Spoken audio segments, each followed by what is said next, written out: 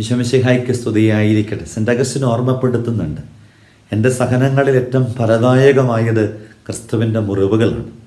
ഞാൻ ആ മുറിവിൽ മയങ്ങി പുതുജീവൻ പ്രാപിച്ചു. മുമ്പ് നമ്മളോട് പറയേണ്ടത്, ആ അങ്ങേ തിരുമുറിവിൽ എനിക്കിടം തരണേ, ആ തിരുഹൃദയത്തിൽ എന്നെ ഒന്നിരുത്തണേ.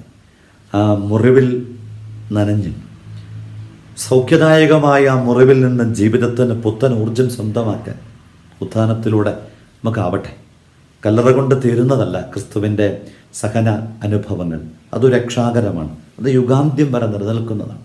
എനിക്കും നിങ്ങൾക്കും ജീവിതത്തിൽ ഈ മുറിവനുഭവങ്ങളെ ക്രിസ്തുവിൻ്റെ മുറിവോടും ആ തിരുഹൃദയത്തോടും ഒന്ന് ചേർത്ത് വയ്ക്കാൻ പറ്റും. മുറിവേകിയവൻ ആരുമാവട്ടെ, ജീവിച്ചിരിക്കുന്നവരോ മൺമറഞ്ഞവരോ ആയിക്കൊള്ളട്ടെ, മനഃപൂർവ്വം എന്നൊക്കെയുള്ള ആ മുറിവിനോട് കാണിക്കുന്ന ഒരു നിസ്സഹകരണമുണ്ടല്ലോ, വിട്ടുവീഴ്ചയ്ക്ക് തയ്യാറില്ലാത്ത വിധം കാണിക്കുന്ന ധാഷ്ട്യമുണ്ടല്ലോ, ഒന്ന് ഉപേക്ഷിക്കാനാവട്ടെ.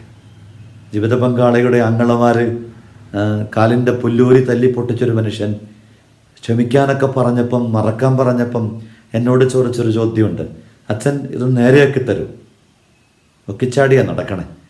അറിയാണ്ട് ഉത്തരവൊന്നും പറയാൻ എനിക്കായില്ലെങ്കിലും ഞാൻ പറഞ്ഞ് അത് നേരെയാകണമെങ്കിൽ പോലും, മുറിവുകൾ സൗഖ്യമാകണമെങ്കിൽ പോലും നാം ഈ മുറിവുണക്കാനുള്ള തൈലത്തെ മുറിവേറ്റിട്ടും മുറിവ് വെച്ച് കിട്ടുന്ന ക്രിസ്തുവിനോടൊപ്പം ഒന്ന് സ്വീകരിക്കാൻ പഠിക്കണേ.